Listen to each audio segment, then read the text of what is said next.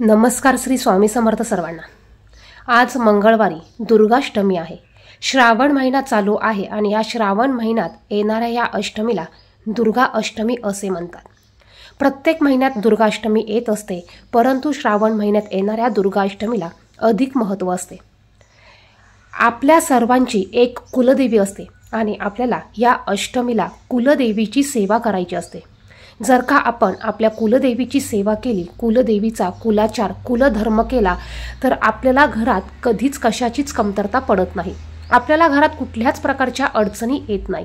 जर का आपली कुलदेवी आपल्यावर प्रसन्न असेल तर आपल्याला कुठल्याही अडचणी कधीच घरात येत नसतात आणि म्हणूनच या अडचणी येऊ नये, आपल्या घराची प्रगती व्हावी यासाठी आपल्याला आपल्या कुलदेवीची अशा विशिष्ट दिवशी सेवा करायची आहे। तसं पाहिलं तर कुलदेवीची कुलदेवतेची आपण रोज सेवा करायला हवी, परंतु आपल्याला रोज करणं शक्य नसेल तर आपण अशा तिथीला ही सेवा करायची आहे।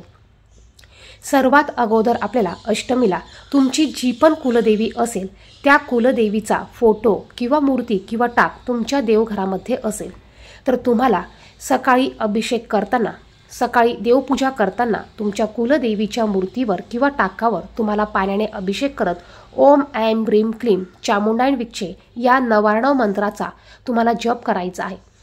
त्याचप्रमाणे तुम्ही त्यांचं नामस्मरण करत देखील पाण्याने अभिषेक करू शकतात। यानंतर तुम्हाला अष्टमीच्या दिवशी दिवसभर केव्हाही तुम्ही ह्या सेवा करू शकतात। तुमची देवपूजा झाल्यानंतर देखील तुम्ही ह्या सेवा करू शकतात किंवा तुम्ही संध्याकाळी देखील ह्या सेवा करू शकतात। शक्यतो ह्या सेवा दिवसा किंवा प्रदोष काळामध्ये करण्याचा प्रयत्न करा। तुमची जी पण कुलदेवी असेल त्या कुलदेवतेची मूर्ती असेल तर मूर्ती, टाक असेल तर तो टाक तुम्हाला तामण घ्यायचा आहे, त्यात थोड्याशा अक्षता ठेवायच्या आहे आणि त्यावर तुम्हाला मूर्ती किंवा टाक ठेवायचा आहे आणि यावर तुम्हाला कुंकुमार्चन सेवा करायची आहे। अत्यंत प्रभावी आणि उच्च कोटीची सेवा म्हणजे कुंकुमार्चन सेवा। कुंकुमार्चन सेवा म्हणजे आपल्याला कुंकवाने देवीला अभिषेक घालायचा असतो। बघा, तुम्हाला एका वाटीत कुंकू घ्यायचं आहे। कुंकू घेताना ते तुम्ही चांगल्या क्वालिटीचं घ्या, म्हणजे केमिकलचं कुंकू घेऊ नका। जे हळदीपासून कुंकू बनवतात ते कुंकू तुम्हाला घ्यायचं आहे। यानंतर तुम्हाला तुमच्या हातामध्ये, उजव्या हातामध्ये तुम्हाला 3 बोटांमध्ये कुंकू घ्यायचं आहे। चिमूटभर कुंकू तुम्हाला घ्यायचं आहे आणि तुम्हाला हे कुंकू देवीच्या पायापासून ते देवीच्या डोक्यापर्यंत तुम्हाला अर्पण करायचं आहे। हे कुंकू अर्पण करत असताना तुम्हाला तुमच्या त्या देवीचा मंत्र म्हणायचा आहे। जी देवी तुमची असेल त्या देवीचा मंत्र म्हणा किंवा नामस्मरण करा किंवा तुम्ही ओम ऐं ह्रीं क्लीं चामुंडाय विच्चे हा 99 मंत्र म्हणायचा आहे। हा मंत्र तुम्ही 108 वेळा म्हणू शकतात, 51 वेळा म्हणू शकतात। अगदी ज्यांना अजिबात टायमिंग नसेल त्यांनी 21 वेळा जरी मंत्र म्हटला तरी चालेल आणि या पद्धतीने तुम्हाला कुंकुमार्चन सेवा करायची आहे। यानंतर तुम्हाला हे कुंकू एका डबीमध्ये भरून ठेवायचं आहे आणि हे कुंकू तुम्हाला रोज तुमच्या कपाळाला लावायचं आहे। घरातील सर्व व्यक्तींनी हे कुंकू कपाळाला लावलं तरी चालणार आहे किंवा तुम्ही एखाद्या विशिष्ट कामाला बाहेर चालला असाल त्यावेळेस हे कुंकू तुम्ही कपाळाला लावून बाहेर पडू शकतात। जर का तुमच्याकडे तुमच्या कुलदेवतेची मूर्ती नसेल, फोटो असेल तर तुम्ही कुलदेवतेच्या फोटोची पूजा करू शकतात। फोटो स्वच्छ पुसून घ्या, हळदी कुंकू लावून अक्षता फुलं अर्पण करून घ्या आणि त्यानंतर हे कुंकू तुम्ही फोटोच्या चरणाशी अर्पण करू शकतात किंवा फोटोची पूजा करून घ्या आणि तुम्ही तुमच्या कुलदेवतेचं प्रतीक म्हणून सुपारी घेऊ शकतात आणि या सुपारीवर तुम्ही याच पद्धतीने कुंकुमार्चन सेवा करू शकतात। जर का तुम्हाला तुमची कुलदेवी माहिती नसेल, तुमच्याकडे कुलदेवतेचा फोटो मूर्ती नसेल तर तुम्ही तुमच्या देवघरात असलेल्या माता लक्ष्मीच्या मूर्तीवर देखील तुम्ही कुंकुमार्चन सेवा करू शकतात।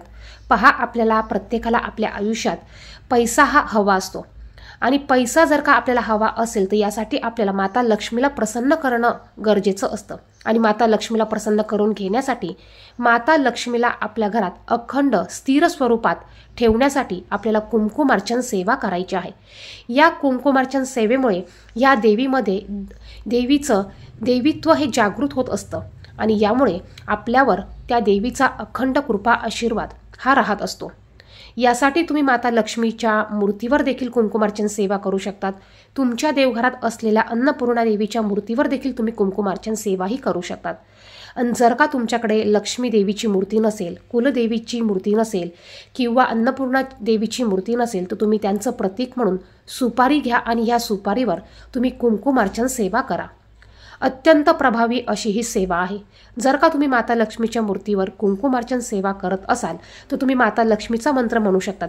श्री महालक्ष्मी नमो नमः, श्री महालक्ष्मी नमो नमः, श्री महालक्ष्मी नमः, किंवा तुम्ही श्री सुक्तमचं पठण करत माता लक्ष्मीच्या मूर्तीवर कुंकुमार्चन सेवा तुम्ही करू शकतात। अन्नपूर्णा देवीच्या मूर्तीवर तुम्ही सेवा करत असाल तर ओम अन्नपूर्णा देवो नमः किंवा ओम अन्नपूर्णा देवता नमः तुम्ही या मंत्राचा जप करत कुंकुमार्चन सेवा करू शकतात। सेवा केल्यानंतर आपण जे कुंकू देवीला अर्पण केलं आहे हे एक प्रसाद स्वरूप कुंकू आहे। हे कुंकू पुन्हा आपल्याला कुठल्याही पूजेसाठी वापरायचं नाहीये। हे कुंकू आपण आपल्या घरातील व्यक्तींना आपण रोज कपाळाला लावायचं आहे। ह्या केलेल्या विशिष्ट सेवेमुळे आपल्या देवीचा आपल्यावर, आपल्या कुलदेवीचा हा कृपा आशीर्वाद प्राप्त होतो।